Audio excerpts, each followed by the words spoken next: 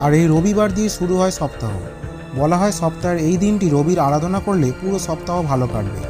তেমনই আবার ইহুদিদের ধর্মীয় বর্ষপঞ্জিকা অনুসারে এবং কিছু খ্রিস্টান সম্প্রদায়ের কাছে এটা সপ্তাহের প্রথম দিন, কারণ তাদের কাছে শনিবার হলো সপ্তাহের শেষ দিন এবং প্রার্থনা দিবস।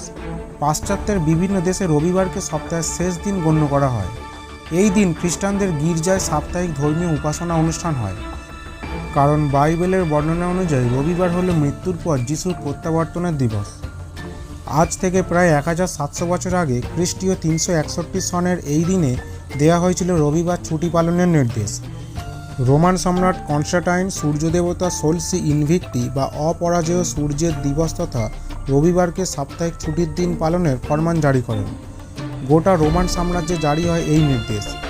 সে যুগে ইউরোপ, এশিয়া মাইনর, লিভান্ট ও উত্তর আফ্রিকা রোমান সাম্রাজ্যের অন্তর্ভুক্ত ছিল।